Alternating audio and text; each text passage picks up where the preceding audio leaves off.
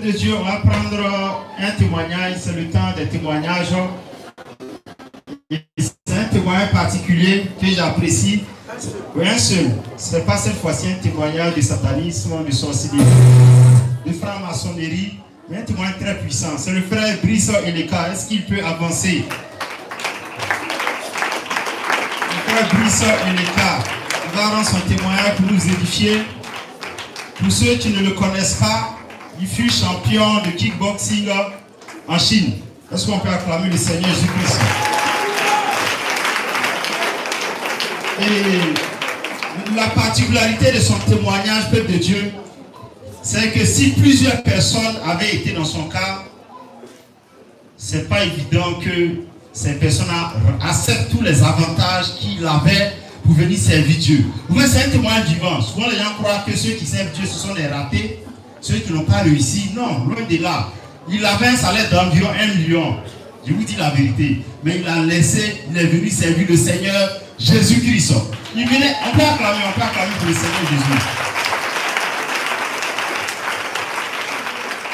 Et même quand il était en train de faire sa délivrance, il avait des opportunités à Dubaï et autres.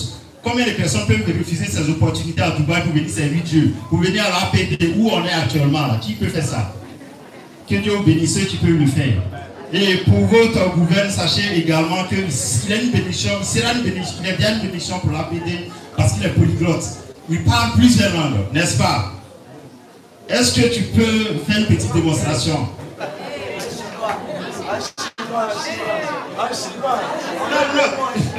Il parle le chinois, l'italien, l'anglais et autres. Est-ce que tu peux me faire une petite démonstration? Shalom, shalom, peuple de Dieu. Je vais juste essayer de... Je vais me présenter d'abord. Je vais me présenter en français. D'abord, le témoignage que je rends, c'est pour rendre gloire à Jésus-Christ. Ce n'est ni pour moi, ni pour quelqu'un d'autre, mais c'est juste pour rendre gloire à Jésus-Christ. Voilà. D'abord, premièrement, je suis... mon nom, c'est Eleka. Mon prénom, c'est Brice. Je suis congolais de Brazzaville. Et avant, je faisais la boxe. Voilà, j'étais en kickboxing. Et j'ai eu des titres.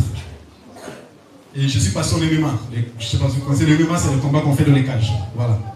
Et actuellement, j'ai tout laissé et j'ai donné ma vie à Jésus-Christ. On acclame pour le Seigneur Jésus-Christ. On acclame pour le Seigneur Jésus-Christ.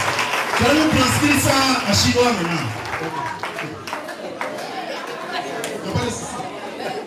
On va aller d'abord pas à pas. Je vais faire en italien pour passer justement le message à d'autres qui comprennent aussi l'italien. Buongiorno a tutti, il mio cognome è Brice Eleka, il mio nome è Brice, vengo di Congo Brazzaville e adesso faceva la box e adesso ho mollato, ho dato la mia vita a Gesù Cristo. Voilà. Amen, c'est puissant, on acclame. En anglais, c'est ça? On y va en anglais. Ok, en anglais. Hello, brothers and sisters. My name is, my first name is Bryce, and my last name is Eleka. I'm from Congo Brazzaville, and before I was professional MMA boxer, and actually, I give my life to Jesus Christ. Amen.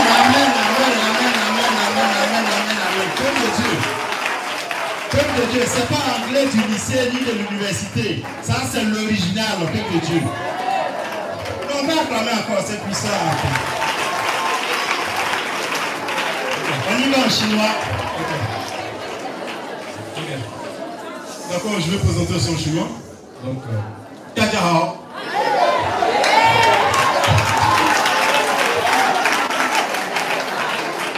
Ok. Kajahao. 我的名字是 Eleka， 我来自刚果部。我之前的工作是做传奇的。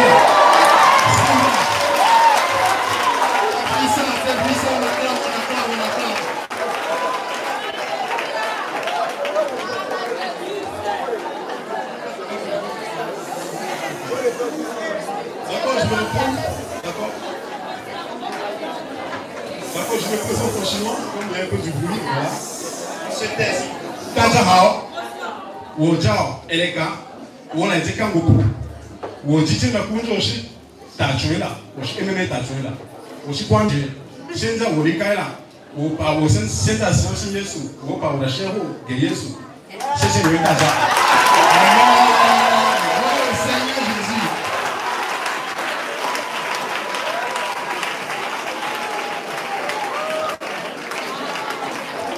C'est puissant ou c'est pas puissant? On y parle pour le Seigneur Jésus.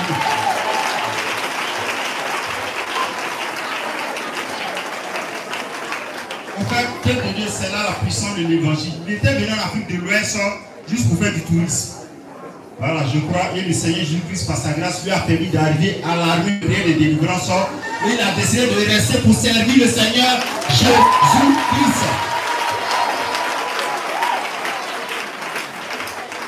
Mais c'est là on va voir aussi la puissance du Seigneur Jésus-Christ de l'évangile. Quand il était venu, quelqu'un qui a fait la bosse, tout naturellement, il avait les dragons, et surtout c'était un fin bagarreur. Je crois qu'il nous a menacé, nous tous ici. Aujourd'hui, le Seigneur est en train de le transformer. Le Seigneur est en train de le transformer. Et il a un amour vraiment rare pour le Seigneur. C'est vrai qu'on parle de Jésus, mais chaque fois que je parle on échange sur l'évangile, la parole de Dieu. Mais il dit, docteur, moi je peux tout faire, je ne peux jamais rater le ciel. Mais c'est-à-dire, c'est rare d'entendre des gens parler de la sorte au fait. C'est-à-dire, il est vraiment amoureux du Seigneur Jésus-Christ. Et souvent, il fait ses recherches, il rédige ses messages, il vient me montrer, voilà. Et je trouve que c'est vraiment mature de sa part pour quelqu'un qui vient de rencontrer le Seigneur Jésus-Christ. Le paradoxe, c'est quoi? C'est qu'il n'a jamais foulé une seule église avant d'arriver à l'armée de prière et de délivrance. Ou bien, du moins, avant d'arriver en Côte d'Ivoire. Il faisait la boxe. Et contrairement à ses amis qui étaient dans les pratiques occultes, lui, il n'a jamais fait de pacte, ni de lien, ni d'adoration. Dis, waouh, ça c'est rare ça. Quelqu'un qui fait le sport sans faire de pratiques occultes. Est-ce que tu peux nous expliquer un peu comment tu es rentré dans le sport et quel était ce mode, le train de vie? Comment tu vivais dans la débauche à un certain niveau? Et comme il a dit, c'est pas pour servir d'exemple. Toutes les races, il a eu des femmes en grippe, des copines dans toutes les races qu'on peut imaginer, que ce soit des Américaines, des Anglaises, des Espagnols, des Italiennes, des Portugaises, des Philippiennes. Aujourd'hui, le Seigneur Jésus-Christ sort par sa grâce, lui a permis de rester là et il vient de faire sa dot. Est-ce qu'on peut acclamer pour le Seigneur Jésus-Christ?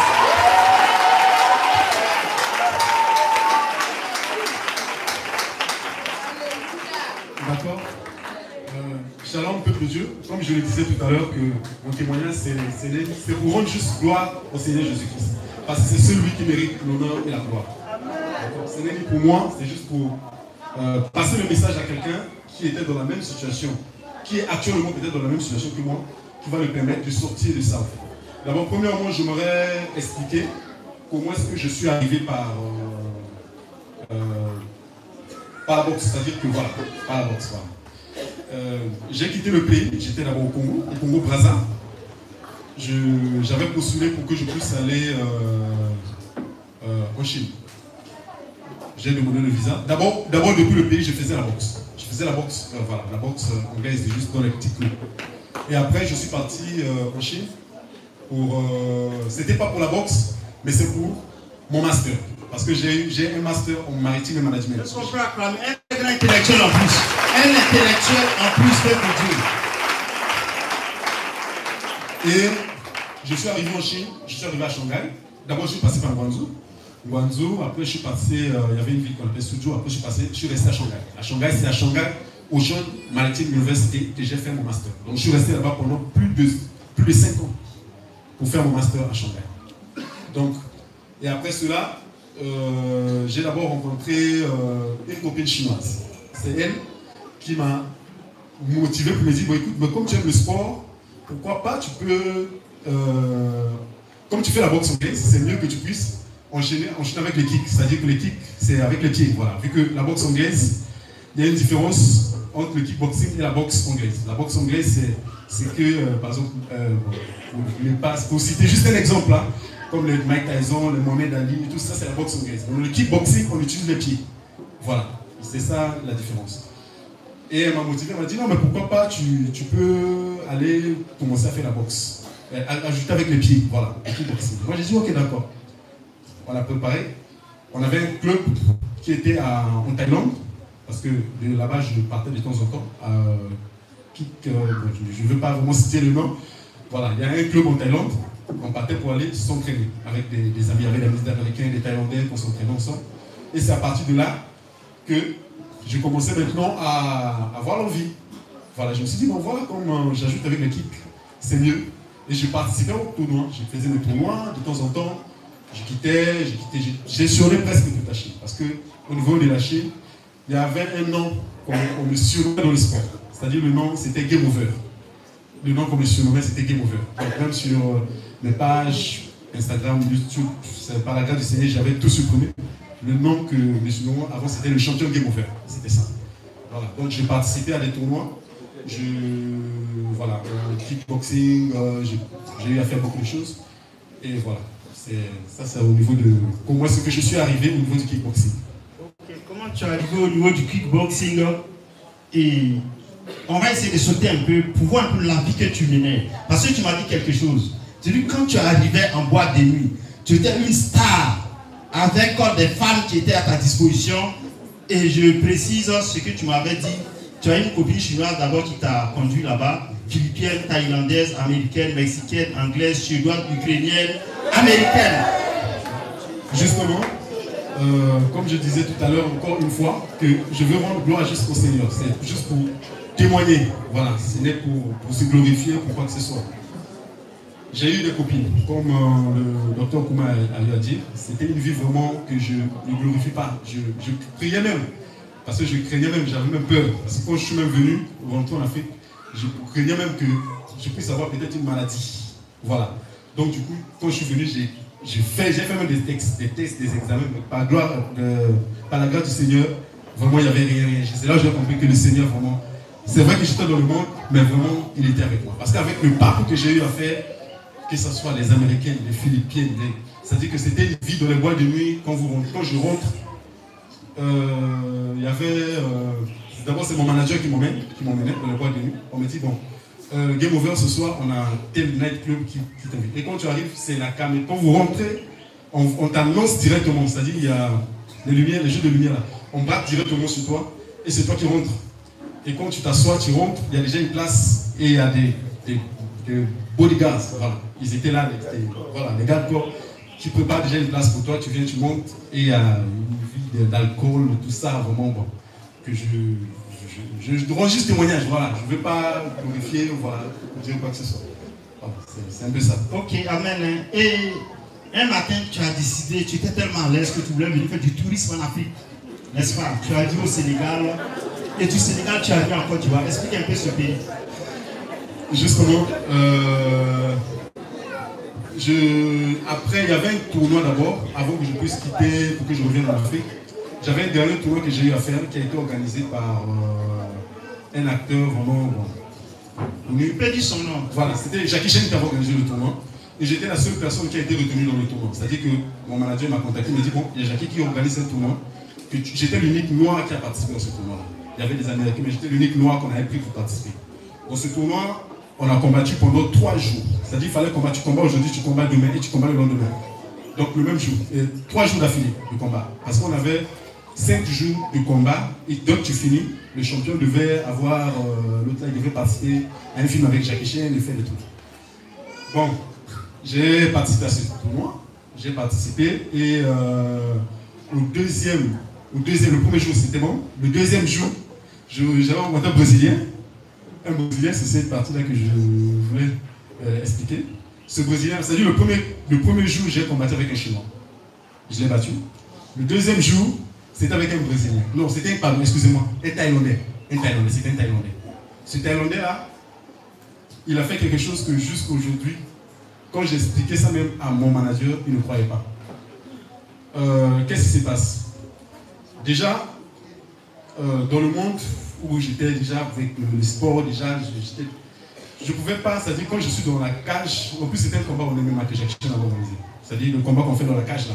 Voilà. Voilà, on ne sort pas, on bloque la clé, voilà, il n'y a que vous et la bête. Si l'autre, soit tu le mets KO, soit tu l'abandonnes. Voilà, il n'y a que ça. Donc il y a beaucoup de choses que je ne conseille pas vraiment les gens à pratiquer ce sport-là, parce que c'est le sport le plus dangereux au monde. Ça n'a rien à voir avec le rugby ni avec la boxe. Le MMA, c'est vraiment dangereux. J'ai eu des amis qui ont eu à perdre les dents, les pieds, tout ça, beaucoup de choses. Voilà. Et ce jour-là, qu'est-ce qui s'est passé? Le deuxième jour, on était tous dans un même hôtel. Le Chinois, le Brésilien et le Thaïlandais là. Au premier round, il a fait quelque chose vraiment de bizarre, que jusqu'à aujourd'hui, moi-même, je ne comprends pas. Il était au moins à quelques mètres. C'est-à-dire, moi, à l'époque, c'est vrai qu'il n'y en a plus, j'ai tout laissé. Mais, ben voilà, j'ai tout laissé, hein, en tout cas, je suis un peu de... Il était juste à quelques mètres de moi.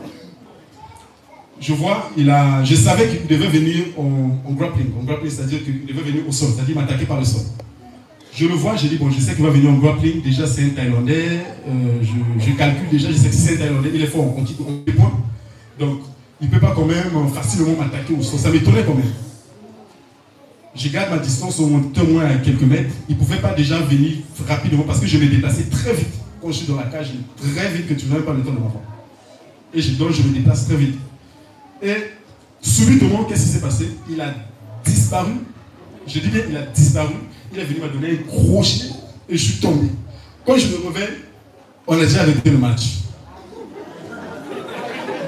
C'est que, faut me dire franchement, ce que je dis, ça n'a rien. C'est la magie, au fait.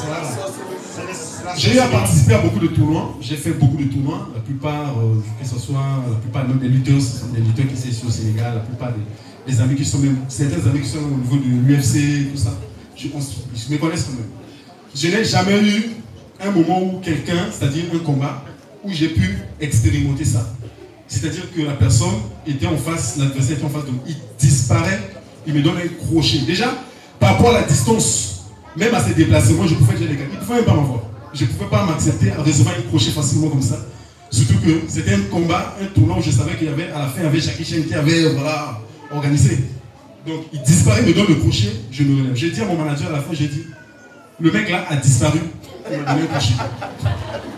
Le manager me dit, non, tu n'as pas pu, comment tu as pu te laisser comme ça, c'était trop facile, en plus c'est un crochet qui vient facilement comme ça, juste avec le déplacement ou la garde, c'était facile, ça c'était rien. J'ai dit, il avait disparu, il est venu me donner un crochet, un Thaïlandais.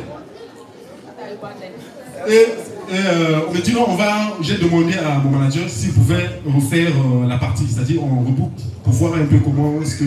Et quand je vois sur le coin, je le vois, il se déplace justement, il vient me donner un crochet. Moi je dis non, c'est pas comme ça que ça s'est passé. Moi je l'ai dit, depuis qu'on a eu à faire des combats avec toi, moi je t'ai jamais dit ça. Je t'ai jamais dit ce genre de cours. Je t'ai jamais dit que non, il y a quelqu'un qui m'a fait ceci. Si je te dis que le gars a disparu, je te dis qu'il a disparu, il est venu me donner un crochet et je suis tombé. Amen. En fait, ce qu'il tente de dire, c'est que ce sont des disciplines non hautement mystiques, spirituelles, en fait. Tous ceux qui pratiquent ça font des pactes à un certain niveau. C'est lui ceux qui n'étaient pas dans ces pactes. Et j'ai été quand même surpris qu'il était quand même réputé dans ce domaine-là. Et il a eu à rapporter beaucoup de combats comme ça. Voilà, donc c'est à partir de ce combat que j'ai eu à quitter.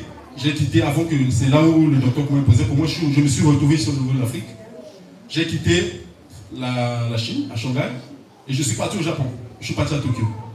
Je suis resté à Tokyo. C'est à partir de Tokyo que derrière moi, parce qu'à l'époque, j'étais une vie vraiment, hein, comme on dit, la vie en l'air, je faisais ce que je voulais. Voilà.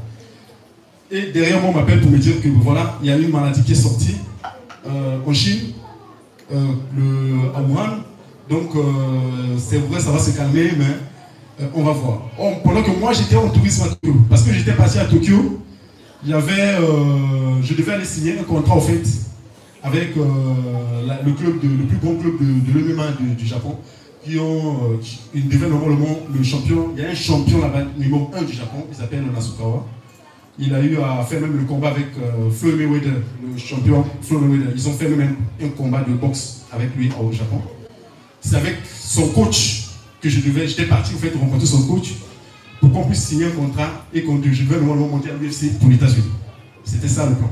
Donc je suis parti au tourisme, j'arrive à Tokyo, je vais rencontrer le champion, le coach de ce champion-là. Derrière moi, on me dit qu'en Chine, il y a une maladie qui est sortie. Je me dis, bon d'accord, ça peut peut-être se calmer. J'appelle mon manager, il me dit, oui justement, Game Over, il y a une maladie ici, Moi-même, j'ai quitté, il était à Shanghai, il a quitté, il est parti à Pékin. Donc, j'étais tiré informé. Une semaine après, j'avais juste un visa touriste. Donc, je ne pouvais pas rester au Japon pendant longtemps. Parce que j'avais juste un plan, je signe mon contrat, après je reviens à Shanghai. Et après, une fois qu'il s'est fait, je remonte pour les États-Unis pour l'UFC. Je reste quelques temps après, une semaine, 2 semaines après, on me dit non, tous les vols en provenance du Japon sont de la Chine, en destination de la Chine, sont interdits depuis le Japon. Donc, il n'y a plus de destination pour la Chine. Donc, j'étais coincé, je suis resté à Tokyo. J'ai dit, bon, ok. Déjà, je suis touriste. Je suis venu pour juste une mission, je devais repartir. Donc, c'est à partir de Tokyo que j'ai décidé, j'ai contacté. J'ai dit, bon, d'accord, ça tombe bien comme ça date aussi que je ne suis pas rentré en Afrique. Je vais faire maintenant un tour en Afrique. Donc, c'est de Tokyo, le Japon, que j'ai pris mon vol. Hop, je suis parti au Sénégal. Ok, maintenant au Sénégal, il y a une expérience spirituelle. Tu n'étais pas chrétien. Justement. Et quand tu es invité à l'église, ça t'énervait tout ça. Oui. Et le Seigneur t'a apparu où tu as une expérience spirituelle. Est-ce que tu peux expliquer? Justement, quand je suis arrivé à Dakar, déjà avec ce que je faisais, il fallait que j'aille rencontrer la plupart des lutteurs, des gros lutteurs qui sont au niveau de Dakar. La plupart, on était ensemble avec eux. On se connaît, là où je parle, ils me connaissent, ils savent très bien. Et il y a eu beaucoup de choses qui sont passées. Il y a eu, je ne savais pas, parce que moi, personnellement, je ne savais pas au fait qu'il fallait prendre des fétiches. C'était juste une force naturelle que j'avais au moins, que le diable a voulu utiliser pour le servir, sans que je le sache. Mais sinon, moi, je n'avais pas pris des fétiches comme tels que je puisse taper. Non, il y a une précision à faire là. C'est vrai qu'il n'a pas fait de pas direct, mais le fait de s'inscrire dans ce sport-là, il y avait les démons guerriers, les dragons à un certain niveau, en fait. Et lui-même, il a témoigné qu'on faisait sa délivrance ici. C'est des esprits qu'il ne soupçonnait même pas. Justement. Et après, arrivé au niveau de Dakar, je m'entraînais avec les lutteurs là. Une fois, il y a eu même bon, on appelle ça des sparring. Les sparring, c'est juste quand vous vous entraînez, en fait, vous faites la passe, c'est-à-dire on s'échange pour essayer un peu de tester les autres. Voilà, on appelle ça les sparring. Avec un des champions du Sénégal, il est vraiment connu aussi. On s'entraînait avec lui.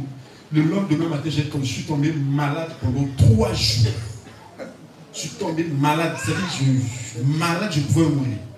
Je n'ai pas compris vraiment ce qui s'est passé. Parce que ce qu'il dit est que là-bas, eux, ils ne cachent même pas leur fétiche. C'est-à-dire, vis-à-vis, ils se malaxent les produits, ils savent très bien. J'ai été là-bas et je sais que je rends gloire au Seigneur. Et la vérité, elle est bonne à dire. Moi, je dis que la vérité. Je dis que la vérité. Et tous ceux qui sont en train de pratiquer, ceux qui pratiquent le sport de l'autre niveau, qui sont au niveau de non seulement Dakar, que ce soit même à l'étranger, ils sont tous, surtout au niveau de Dakar, la plupart des lutteurs, il y a beaucoup de lutteurs, ils sont tous de Christ. Et ça ne se cache pas. Ils sacrifient des moutons, ils sacrifient de l'autre là pour avoir du pouvoir. Et on dit que voilà, il faut porter des. Et je l'ai remarqué, ils avaient beaucoup de trucs qu'ils mettaient sur les. Ils avaient beaucoup de trucs qu'ils mettaient sur eux. Moi, je ne comprenais pas. Je me dis, mais les gars là, c'est pour ça, vous le voyez, ils sont tous comme ça. Pour moi, c'est des démons justement qui s'incarnaient que j'ai découvert à la longue ici. Qu'il y avait justement le fait de pratiquer ce sport-là, ça vous pousse au fait, ça vous amassez des démons, des tonnes de démons sans que vous vous rendez compte. Donc, au niveau des Dakar, par rapport à l'expérience que j'ai eue avec le Seigneur, c'était un soir après, une semaine après, quand on a eu à faire ce sparring avec ce champion-là, je dormais, je me retrouve dans un avion, en haut, on me projette depuis là-haut. On me projette. C'était la première fois que je fais ce genre de rêve. On me projette, je vais tomber sur une terre. C'était comme des herbes séchées qu'on avait déjà coupées. Il restait juste ce qu'on puisse couler. C'était une étendue vaste que je ne comprenais même pas. Je suis tombé dessus. Donc, de l'avion, on m'a projeté. Quand je viens tomber, je suis tombé autour des lions. Il y avait des lions. Ce n'était pas des lions, hein, des mâles. C'était des lions carrément. Des lions, je suis tombé. Et quand je tombe, je me réveille, je vois, oh, mais c'est des lions. Et je vois à côté, il y avait un conteneur de couleur bleue. Bleu, un peu comme la chaise. Bleu, un conteneur de 20 pieds. C'est-à-dire, le rêve, j'ai encore ça en tête, parce que je précise carrément, on détaille même comment était le rêve. Un conteneur de 20 pieds qui était là. Et pendant que je tombe, une lionne a sauté, elle a voulu me mordre sur le pied. Je saute. J'avais maintenant une force que je pouvais sauter ici la même chose. Je saute, je vais monter sur le conteneur. Pendant que je saute, mon pied droit était devant, l'autre gauche était derrière. Une lionne a sauté et m'a mordu au niveau du pied, ici, en bas. Elle m'a mordu au niveau du pied. Quand elle m'a mordu, je vois un ange quitter le ciel. Un ange quitter le ciel. Il est venu s'interposer entre moi et la lionne. Il m'a tenu par la main gauche parce que c'était comme ça. C'était comme ça. C'est-à-dire, j'ai même les détails même du songe. C'était comme ça. Il m'a tenu comme ça là. Et on se regardait. Et il m'a soulevé. On commençait à se relever avec lui sur l'espace. Et il est parti me déposer à côté. Et la lionne, le conteneur est resté ici. La lionne là était restée à quelques mètres. Et il m'a déposé. Je le voyais, il était rayonnant. C'est-à-dire tout son corps. C'est-à-dire l'habit, il était tellement comme de la neige. C'est-à-dire très blanc. Ses yeux, tout son corps était blanc. Même son habit, c'est comme si c'était un habit qui a été cousu, qu'on a fait rentrer dans son corps. Je ne sais pas comment ils ont fait. C'est-à-dire c'était tellement. Voilà. C'est-à-dire un habit qu'on a fait cousu. Je regardais, et il m'a tenu comme ça. On se regardait comme ça. Il me regardait. Et après il m'a déposé. Et il me dit. Il m'a parlé en français. Il me dit, Brice, tu veux aller au ciel? Moi, j'ai dit, oui, je vais aller au ciel. Il me dit une chose, éloigne-toi du péché. Quand le mec me dit, éloigne-toi du péché, je vois 3 autres sont descendus du ciel. 1, 2, 3, avec lui, ça faisait 4. Donc, je parlais qu'avec lui, les autres sont descendus derrière. Ils étaient à 3. Et avec lui, ça faisait 4. Et subitement, il y a un petit poteau. Tu vois, vous voyez le poteau qu'on joue au ballon là. Un petit poteau qui est apparu. Il me dit, prends ton pied, mets ça sur ce poteau là. Ça c'est dans le rêve toujours. Je veux prendre ce pied là, je soulève. Déjà un petit poteau, ça c'était tellement très bas. Je prends, j'essaie de soulever, je ne pouvais même pas soulever mon pied pour mettre. Moi je lui ai dit, bon, c'était tellement étonnant. J'ai dit, bon, comme quand je me bats, je tape souvent avec 2 pieds. C'est-à-dire que je peux taper avec ce pied, je tape aussi avec ce pied. Comme je n'arrive pas à soulever ce pied, je veux soulever avec ce pied gauche. Je prends le pied gauche, je veux soulever. Je n'arrive même pas à mettre mon pied sur lui. Et les 3 autres anges qui étaient derrière m'ont dit, ils ont bougé, ils ont dit, il n'est pas encore prêt. Ils ont dit, il n'est pas encore prêt. Et après, dès qu'ils ont dit ça, lui, celui qui était avec moi, il ne m'a pas donné son nom, mais quoi, il m'a dit, si tu veux aller au ciel, éloigne-toi du péché. Et après, je me suis réveillé. Et quand je me réveille, le lendemain matin, la lionne qui a failli me mordre, qui m'avait mordu sur le pied quand je sautais sur le conteneur, la douleur, là, j'ai reçu ça physiquement. Physiquement, ça m'a fait 4 jours. Je suis parti dans la pharmacie. Même mon endroit exactement là où la lionne m'a mordu. Physiquement, j'ai senti ça. Donc, c'est à partir de là que j'avais décidé, je lui ai dit, bon, cette fois-ci, je dois quand même chercher à la face de Dieu pour... voilà. Amen. Est-ce qu'on peut acclamer pour le Seigneur Jésus? Quelqu'un qui menait une vie de débauche, de dépravation, d'impudicité à un certain niveau. Il a fallu que le Seigneur Jésus lui-même déploie des grands moyens pour l'amener à chercher sa face. Et à partir de là, je crois que tu es venu à Abidjan et tu as même été dans une église. J'ai vraiment apprécié ta réaction, il a été violent. Tu as été dans une église où il n'y avait pas la sanctification, où il n'y avait pas le dépouillement. C'est vrai qu'il n'écoutait pas. En Chine, tu écoutais les messages de la prière. Justement, il y a une partie qu'on a eu à sauter. Au niveau de la Chine, je regardais en fait les prières. C'était le témoignage de la prophétesse évangéliste Ludwig. Est-ce qu'on peut acclamer pour le Seigneur Jésus-Christ? Depuis la Chine, ton témoignage évangéliste jusqu'en Chine. Je suivais ça, mais après je ne m'occupais pas. Je me disais, bon, c'est les histoires de Dieu là. Après le lendemain, je partais avec mon manager. Il me disait, bon, écoute, game over, on a des tours. Ok, d'accord, les histoires de Dieu là, je ne suis pas dedans. Ça, c'est les histoires. Ouais.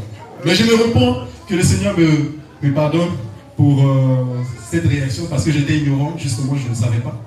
Et voilà.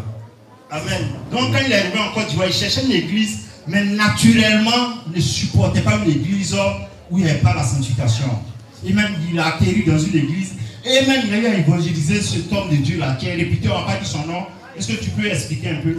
Justement, non, on n'a pas dit le nom.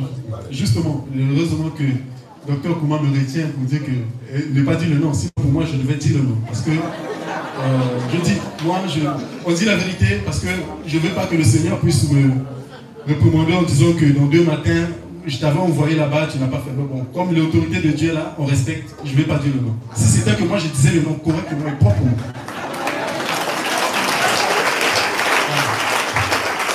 Donc, je suis arrivé ici en Côte d'Ivoire, depuis le Sénégal, j'avais un boulot. Le premier boulot, on m'appelait ici, pour une offre. Par rapport à mon diplôme de master, déjà, avec les langues que je parlais, on m'a retenu pour un boulot ici, en possession en Côte d'Ivoire. J'ai quitté, je me suis dit, bon d'accord, je vais en Côte d'Ivoire, après la Côte d'Ivoire, je vais tourner un peu, après, bon voilà, je reprends pour moi. C'était ça juste mon plan. Il était de transit en Côte d'Ivoire, après la Côte d'Ivoire, il retournait en Chine, c'est ça? Justement. C'était ça, le plan. Et après, quand j'arrive ici, je dis, bon, avec le rêve que j'ai eu à faire là, comme je vais en Côte d'Ivoire, je vais quand même essayer de chercher une église. Déjà même dans le monde, quand j'étais encore dans le monde, même les femmes qui mettaient des make-up, des trucs là, je les aimais pas en fait. Oui, là tu m'as dit que c'est à cause de ça que tu aimais les femmes blanches. Effectivement. Parce qu'elles ne mettaient pas trop de parures. Effectivement. Elles ne mettaient pas de parce que perruques. toutes les copines que j'ai eu à voir là, 90% c'était que des blanches. Parce que je les trouvais, c'était plus naturel que les femmes noires, que ce soit américaines ou françaises. Je les trouvais plus naturelles que les femmes. Quand les femmes mettaient des trucs bizarres, je les trouvais tellement vilaines que je dis bon. Voilà. L'Esprit de Dieu est en toi, on peut acclamer, même étant dans le monde. L'Esprit de Dieu était déjà en toi. Il t'avait déjà préparé. Et quand je suis arrivé sur Côte d'Ivoire, je suis parti, je cherchais une église. Je suis arrivé dans une église ici, en Côte d'Ivoire. Et d'abord le boulot. Je partais aussi à cette église-là. Arrivé là-bas, ce pasteur, à l'église, je voyais les gens s'habiller. C'était une grande église quand même. La personne est même renommée. C'est parce qu'on était dans ça, vraiment, on touche là. Bon. On ne dit pas, s'il te plaît. Bon, d'accord. Les sœurs s'habillaient tellement. J'avais des mèches, des perruques, des trucs bizarres. J'ai dit, bon, ça c'est que les sœurs s'habillent. J'ai même commencé à parler à ce soir. Et je dis, mais la présence de Dieu, vraiment, vous habillez, vous mettez des make-up, des trucs comme ça, c'est pas bon. Il faut être, la femme doit être naturelle. Une sœur m'a dit, non, la sanctification, il faut que Dieu lui puisse convaincre la personne. Il doit convaincre la personne. S'il me dit, moi je ne peux pas mettre perruque, ou je peux mettre perruque, ou je mets que pantalon, il n'y a pas de souci. Moi je dis, ok. Et à chaque fois que je partais à l'église, à cette église-là, c'était ça. Et un bon matin, j'ai dit, bon, non, c'est trop. Je vais voir le pasteur lui-même. Je suis parti dans son bureau. Je l'ai vu, il m'a dit, oh, bonjour frère, comment c'est? Oui, mais il m'a reçu. D'abord, je l'ai appelé. Il m'a dit, ok, il faut pasteur. Je suis arrivé, on a discuté avec lui. Je lui ai dit, pasteur, au niveau de l'église, vous devez parler de la sanctification. Vous devez dire aux sœurs d'enlever les perruques, les pantalons, les boucles d'oreilles, toutes ces choses que vous avez. Gloire au Seigneur Jésus. Gloire au Seigneur Jésus-Christ. Et c'est comme le Dieu me dit, frère, au ciel, même les anges sont paris d'or. Donc, l'or, les chaînettes, tout ça là, donc c'est pas mauvais devant la présence de Dieu. Amen. Est-ce qu'on peut faire un commentaire dessus? Prophète Joël, avance rapidement. Avec ta Bible. Prophète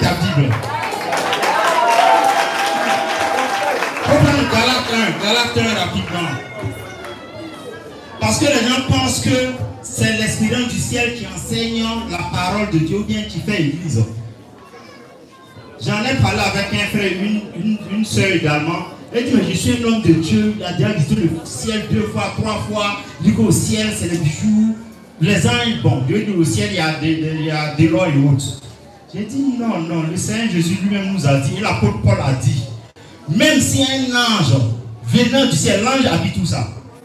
Il est créé au ciel, il habite au ciel. Toi, tu as fait 2 jours, même peut-être 30 secondes au ciel, tu as venu transformer l'évangile du Christ. Voilà ce que Galate 1, verset 6 à 8. 6 à 8. Oui. Il lit la parole de Dieu par sa grâce. Je m'étonne que vous vous détourniez si promptement de celui qui vous a appelé par la grâce de Christ pour passer un autre évangile. Continue.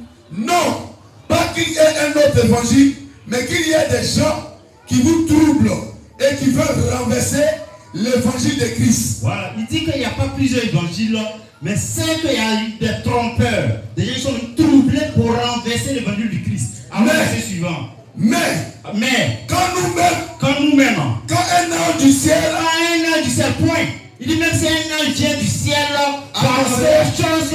Jésus et ses apôtres ont annoncé qu'ils soient comment? Anathème. Qu'ils soient maudits, qu'ils soient retranchés. Et on voit des gens, à cause de la distraction du ciel, ils se permettent, mais ils croient que c'est un mandat de venir renverser l'évangile de la sanctification. On se demande quelle Bible ils lisent au fait. Un an, c'est pas lui qui va enseigner l'évangile, on peut avoir une expérience du ciel. C'est pas fini, va au verset suivant. Au verset 9. Nous l'avons dit précédemment, et je le répète à cette heure. Si quelqu'un vous annonce un autre évangile que celui que vous avez reçu, qu'il soit anathème. Il dit nous-mêmes les apôtres là, si on vient annoncer un autre évangile que ce que le Seigneur a annoncé, que nous avons expliqué ou développé, qu'il soit maudit. Anathème, ça dit maudit, retranché. C'est que ce n'est pas l'onction qui enseigne l'évangile, c'est la parole, c'est la Bible là qui enseigne. Donc toute expérience du ciel qui n'est pas concordante avec la Bible est un évangile de Satan, c'est un évangile de démon, c'est un évangile satanique. Parce qu'ils sont pleins comme ça. J'ai écouté un témoignage avec le pasteur Théo. Il dit moi j'ai visité le ciel, il y a telle chose, la sanctification c'est dans le cœur, mais j'ai failli pleurer. J'ai failli pleurer. Les mêmes apôtres qui ont prêché la grâce, c'est eux-mêmes qui ont dit à Dieu ou décemment que la femme et les semaines qui conviennent à la sainteté. Les mêmes qui ont expliqué la grâce, c'est eux-mêmes qui ont dit que ton corps appartient à Jésus, tu ne peux pas faire n'importe quoi avec. Les mêmes qui ont développé, expliqué la grâce, c'est les mêmes qui ont dit que tu dois tenir ton corps dans la sainteté et l'honnêteté parce que c'est la maison du Saint-Esprit. C'est pas compliqué. 2 Timothée 4, verset 3 nous le dit clairement. Car il viendra un temps où les hommes ne supporteront plus la saine doctrine, mais ayant la démangeaison d'entendre des choses agréables, ils se donneront une foule de doctrines selon leur propre désir. Ils vont détourner leur oreille de la vérité pour se tourner vers les fables, vers le mensonge, vers ce que leurs oreilles ont envie d'entendre. Donc c'est pas nouveau. Et les Job 20, verset 5 nous dit quoi? Tout ce qu'on voit aussi, on ne doit pas reproduire ça sur la terre. Le modèle que le Seigneur Jésus nous a montré, c'est dans 1 Thessaloniciens, Philippiens 2, verset 4. Voici les sentiments qui animaient Jésus. De Dieu qu'il était, il s'est fait homme, il s'est fait serviteur des hommes. Il s'est dépouillé lui-même. Suivez cet exemple. Jésus, quand il monte au ciel, il devient Dieu. C'est pourquoi même l'apôtre Jean, sur qui Jésus mettait son épaule, Jésus mettait son épaule, quand son sein, quand il l'a vu ressusciter, il est tombé mort raide. Il est tombé comme mort. Jésus, homme, n'a rien à voir avec Jésus glorifié. Le ciel n'a rien à voir avec la terre. Et le modèle qu'on doit suivre, c'est le modèle d'humilité, dépouillé de tous les ornements, de toutes les parures de la sirène. Donc voilà ça. Il a essayé de raisonner, de ramener ce pasteur-là à l'authenticité, à le véritable évangile. Il dit non, parce que d'après lui, des gens ont visité le ciel, ils peuvent venir réécrire l'évangile. Tu as dit qu'un ange enseigne l'évangile, mais un ange peut venir fabriquer une religion. Et je crois qu'il y a une religion qui a été créée sur la base des régulations d'un ange. Et Dieu veut nous garder de cela. S'ils lisaient la parole, ils allaient savoir que c'est un enseignement ou une religion démoniaque. Aucun ange ne peut venir donner une autre fondation à l'évangile que Jésus a bâti et que ses apôtres ont arrosé. Non, on peut acclamer quand même, on peut acclamer. Voilà, donc c'est à partir de là, quand je l'ai dit ça, le pasteur m'a dit que, voilà, comme je disais tout à l'heure, qu'au ciel, il y a des anges qui s'habillent en or et tout ça, donc c'est pas interdit pour lui que les sœurs, c'est pas un péché que les sœurs puissent mettre les make-up et tout le reste. Et c'est à partir de là, j'ai dit bon, je dois quitter cette église. J'ai quitté, je priais maintenant à la maison. Je suis resté à la maison, à partir de la maison, je me suis rappelé, j'ai dit, bah attends, il y avait, en fait, je suis au Côte d'Ivoire, oui, en fait, je suis au Côte d'Ivoire. Il y a le témoignage d'une sœur que je voyais au Chine. Le témoignage là, bon, je vais chercher d'abord sur YouTube. C'était quoi? J'ai tapé le nom sur YouTube, j'ai tapé pour chercher, je n'ai pas trouvé. Et un bon matin, je me réveille, je partais au boulot. Le matin, quand je reviens le soir, pardon. Je vois sur YouTube, il y a des témoignages qui s'affichent directement sur. Parce qu'il y avait la page que j'avais tapée. Et je vois le témoignage de. Je vois l'évangéliste en train de prêcher sur une chaîne YouTube. Après, je vois, j'ai dit, attends, mais c'est pas l'église là en fait que je cherchais et tout. Et quand je rentre en bas, je rentre encore en bas, je tape le nom de l'église, je regarde et je retrouve encore le même témoignage de la prophétesse évangéliste Ludwig que je voyais. Et j'ai vu le numéro qui s'affichait. C'est comme ça que je me suis intéressé à l'appeler. J'ai appelé. Je suis tombé sur la première fois quand j'ai appelé, il n'y avait personne qui répondait. J'ai attendu 2 jours après. Quand j'appelle, je tombe sur, je pense que c'était l'évangéliste lui-même. Il me dit, on est en prière, je te rappelle le soir. Ah, ok. Or, je ne savais même pas que l'église était justement à côté de chez moi. Donc, en fait, il habite Mputo, c'est ça? Justement, juste. Non, loin du golf, là, juste là. Loin du golf, voilà. Non, juste non, loin du golf à côté. Voilà, ok, voilà. À pied, il y a une pointe de ici. Voilà. Donc, du coup, je me suis dit, bon, j'appelle. Quand j'appelle, il me dit, oui, je suis. On a un culte, vous pouvez passer. Le jour suivant, quand j'appelle, il me dit, vous pouvez passer, venez à la délivrance. On est situé en face de l'ambassade de Chine. L'ambassade de Chine, vous pouvez passer, comme ça, on va se voir. Donc, j'ai dit, d'accord, j'ai tapé sur Google, je regarde, je cherche, je regarde, je dis, l'ambassade de Chine, c'est juste à côté ici. Je dis, comment ça? C'est juste à côté du chemin ici, en fait. Je sais pas. Et c'est à partir de là que je suis venu. Quand je suis venu, j'avais encore. C'était un dimanche même. C'était un dimanche. Je suis venu et après le culte, je suis monté. J'avais encore ma coiffe du monde là. J'avais. Comme pendant. Quand tu vois beaucoup, ceux qui sont à l'étranger savent quand c'est l'hiver, l'hiver tape trop au niveau des cheveux dans la tête, ça rentre tellement dans l'autre. J'ai laissé beaucoup de cheveux pour éviter que l'hiver puisse me frapper à la tête. Et je faisais des coiffes bizarres sur des trucs un peu. Voilà. Et quand je suis arrivé, j'arrive après le culte, je suis parti voir l'homme de Dieu, l'évangéliste. On a discuté, il m'a expliqué, il m'a fait comprendre que voilà, je me suis présenté d'abord. Il m'a dit que voilà, vous avez une grande mission, il faut venir ici. Le Seigneur lui-même, honnêtement, comme je l'ai dit, hein, je vais le dire la vérité, c'est ni l'évangéliste ni quelqu'un qui m'a convaincu pour que je vienne servir le Seigneur. Amen. C'est le Saint-Esprit qui m'a convaincu.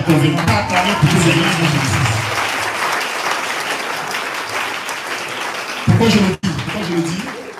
Parce que c'est pas facile. Justement, je m'aurais touché ce point-là pour exhorter quelqu'un que si c'était l'homme, quelqu'un qui m'avait dit de quitter et de venir servir le Seigneur, je le ferais. Parce que je gagnais bien mon argent. J'avais près d'1 million déjà de salaire. Ici à Abidjan, encore du Ouest. Près d'1 million de salaire que je gagnais. Quitter ça pour venir servir Dieu et que je laisse tout, je ne pouvais pas. Je ne pouvais même pas. Et l'homme de Dieu me dit, le Seigneur lui-même, il fera. Toi-même, moi je ne dirai rien, mais le Seigneur lui-même va faire son travail. Mais je sais que tu es un appelé, tu es appelé pour servir le Seigneur. Moi je me disais, bon, c'est vrai, mais le monsieur là, vraiment, je ne comprends même pas. Est-ce que, je ne sais pas, est-ce qu'il se rend compte? Je vais laisser mon argent, laisser tout mon truc pour venir servir Dieu comme ça. Je dis non. Ok. Et de temps en temps, il me dit, bon, écoute, il faut passer au niveau de... Il faut aller rencontrer, je vais te présenter quelqu'un qui va te suivre. Et c'est à partir de la personne que tu vas maintenant commencer à faire ta délivrance. Moi, je dis d'accord. Pour moi, je me disais que la délivrance, c'était juste j'arrive, je fais, c'est-à-dire 1 journée, 2 jours, c'est fini, après je rentre chez moi. Or, je ne me rendais pas compte que, vu l'expérience, parce qu'il y a une chose que les gens doivent comprendre. Vu la vie que tu as eu à mener, c'est des tonnes de démons que tu amasses sans que toi-même tu te rendes compte, en fait. Donc, c'est des démons et des démons et des démons que tu amasses dans tout ce que tu fais sans que tu te rendes compte. Non, tu peux nous parler, citer les démons pendant la prière, les démons qui sont manifestés. Justement, il y avait d'abord l'esprit dragon. Dragon d'abord. Il y a le démon guerrier. Il y a l'esprit de colère. Et il y a déjà l'esprit des sirènes des eaux. Ça, c'était automatique parce que ça... Ouais, tu m'as parlé aussi du complexe de supériorité et de l'arrogance. Effectivement. Parce que même la plupart des gens qui sont dans ce monde-là de célébrité, de sport, que tu étais dans une vie. Et je veux justement passer le message à quelqu'un qui était, peu importe ce que tu faisais, tu étais boxeur. Tu es boxeur actuellement. Tu étais peut-être, tu étais même le neveu de Mike Tyson. Tu étais même Mike Tyson toi-même. Que ce soit même les Francis Ngannou, tous les grands athlètes, sachez-le que le Seigneur Jésus-Christ, il a besoin de vous. Aussi longtemps que vous êtes dans ce sport, c'est des démons que vous amassez, c'est des démons et des démons et des démons. si vous ne vous venez à l'APD encore, tu vas pour faire votre délivrance. Et ça, je vous le dis clairement. C'est très important. Parce que si vous mourrez dans ça, vous serez. Moi-même, j'ai été victime de ça. Je ne savais pas que c'était des tonnes de démons. Quand on pratique ce sport-là, c'est des démons qu'on amasse. Et c'est des démons géants. On ne se rend même pas compte. C'est ici justement que j'ai su qu'il y avait des esprits, des dragons, l'esprit des démons guerriers, l'arrogance, surtout l'arrogance. Parce que je te dis, lui là déjà moi-même, j'ai vu ma vie de VIP. J'aime tous mes trucs, je peux aller où je veux, je fais mes trucs. Mais après, qu'est-ce que lui va me dire? Et tu me dis, tu as toujours cet esprit-là, il ne peut rien me faire. Il ne peut rien me faire. Peu importe ce qu'il peut. C'est-à-dire que tu es toujours arrogant, tu sais que j'ai mon argent, j'avais la force aussi. Et j'avais aussi la force. Voilà, j'avais ma force et je savais qu'il ne peut rien faire. Je le calcule juste, je vois juste comment je sais comment je vais le prendre. Avant même qu'il sache, je le calcule déjà comment je vais le prendre. C'était juste comme ça. Donc c'était automatique. Maintenant, j'ai une question à te poser. Après avoir fait le tour du monde, après avoir eu des copines à 90% blanches, qu'est-ce qui t'a plu chez notre sœur? Chez notre sœur.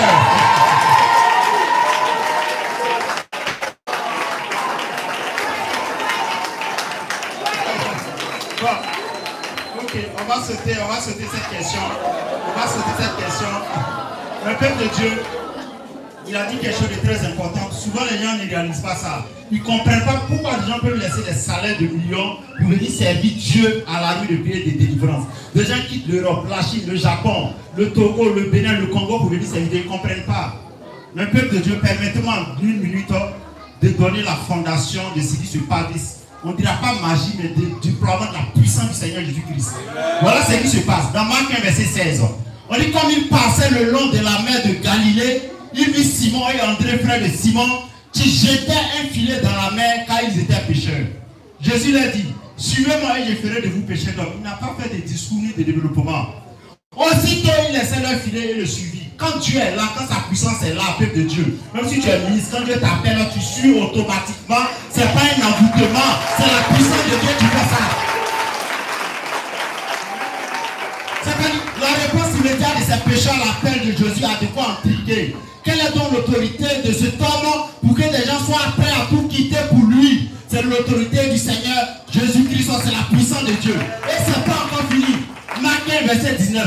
Étant allé un peu plus loin, il vit Jacques, fils de Zébédée, et Jean, son frère, qui eux aussi étaient dans une barque et préparaient leur filet, peuple de Dieu. Dans la barque, même, ils vont laisser les papas pour suivre Jésus. Aussitôt, on dit aussitôt, il les appela et laissant leur père Zébédée dans la barque avec les ouvriers, il les suivit. Quand Jésus t'appelle, même si tu es en train de manger, tu laisses tout, tu le suis. Même si tu es au milieu, à la présidence, tu l'abandonnes tout et tu le suis. Ce n'est pas encore fini, peuple de Dieu. Voilà Matthieu, lui qui comptait l'argent. Matthieu 9, verset 9. De là, étant allé plus loin, Jésus vit un homme assis au lieu des péages et qui s'appelait Matthieu. Il lui dit, suis-moi. Cet homme se leva et le suivit. Automatiquement, cet homme s'est levé comme un aimant qui l'attirait et il l'a suivi. Voilà ce qui se passe à la nuit de prière. Et les incrédules, les chrétiens, ils ne savent pas trouver la puissance de Dieu quelque part naturellement. Même si tu gagnes des milliards, tu laisses et puis tu vas servir le maître de la vie, celui qui t'a créé, celui qui te donne le souffle de vie encore chaque jour. Est-ce que tu peux nous laisser maintenant un message en chinois pour finir et en italien? Je voudrais juste passer d'abord le message pour les Italiens d'abord, les Italiens, les gens qui sont partout dans le monde. Io mi chiamo Brice, voglio normalmente parlare e spiegare a tutte le persone non so che cosa hai fatto, che cosa si passa nella tua vita. Quello è molto importante per ciascuno di noi, di dare la nostra vita a Gesù Cristo. Io non so che cosa tu fai adesso, che cosa passa nella tua vita. Tu devi mollare, dare la tua vita a Gesù Cristo, perché non c'è un'altra persona che può aiutarti nella tua vita senza Gesù Cristo. Anch'io facevo tante cose nella mia vita e adesso ho mollato tutte queste cose, ho dato la mia vita a Gesù Cristo per ringraziare Gesù Cristo. Quello è molto importante. Questa chiesa, io attualmente sono a Abidjan, c'è una chiesa che si chiama Armée de Prière e de Délivrance. È molto importante per ciascuno di voi. Io non so che genere di sport tu fai nella tua vita. Io non so, ma tu devi sapere che hai bisogno della liberazione. La liberazione perché la parola di Gesù ha detto che. Essayez de me regarder Hébreux 12, verset 4. 14. Oui.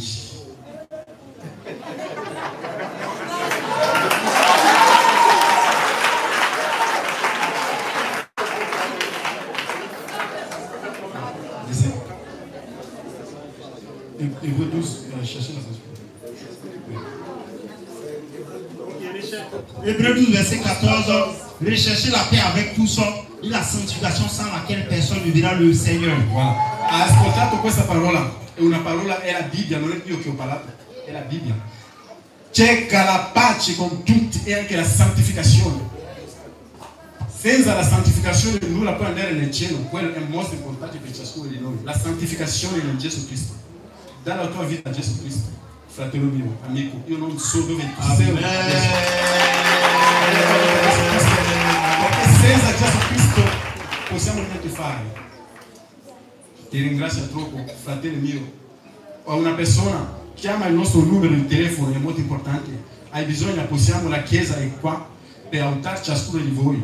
A una persona, un fratello che è malato, ecco il numero di telefono, puoi chiamare. Siamo tutti qua, possiamo pregare per te, è molto importante. Ecco il numero di telefono della nostra chiesa.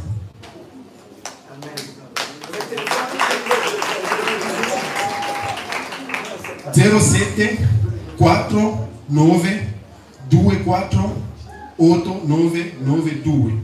Ripete ancora. 07 49 24 8992. Allora tu devi aggiungere 225 dall'inizio del numero di telefono, è molto importante. Est-ce qu'on peut acclamer pour le Seigneur? Est-ce qu'on peut acclamer? C'est puissant. C'est puissant. Quello non è che io, come l'ho detto, che non è facile anche di vivere questa vita, di mollare tutte le cose, anche di seguire il cammino di Gesù Cristo. Ma tu devi sapere che io non so che cosa hai fatto, Gesù Cristo ha bisogno di te. E ci sono tante persone qua che possono aiutarti anche di essere liberato. La liberazione, vi avete bisogno della liberazione. La liberazione è molto importante per ciascuno di voi. Grazie mille a tutti. Amen. Est-ce qu'on peut acclamer? Est-ce qu'on peut acclamer? C'est puissant. Encore chinois, bien c'est bon. Le chinois. Le candidat chinois.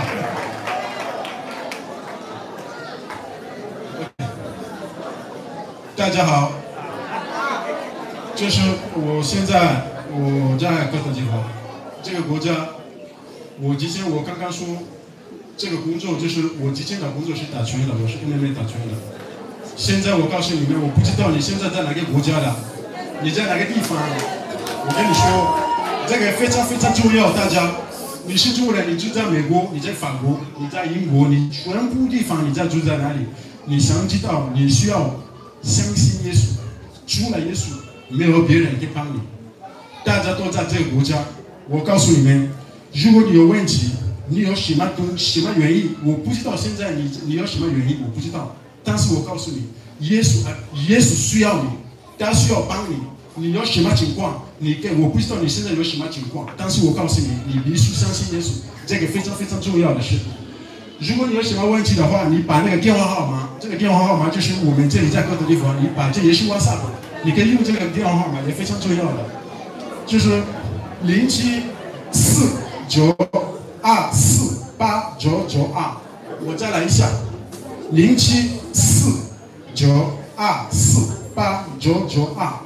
这个电话号码你可以每个时间你需要的话，你发给我们信息，我们都在这里可以回复你。我在这里，大家都可以帮你。谢谢你们大家。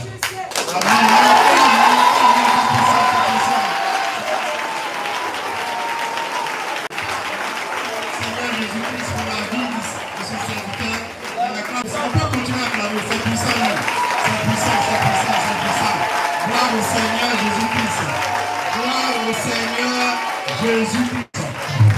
Peuple de Dieu, il est prêt véritablement à partager, à nous enseigner le chinois et l'italien également. Je crois qu'il y a un problème d'espace pour le moment. Et avec l'accord de l'évangéliste, je suis son premier élève. Que Dieu te bénisse.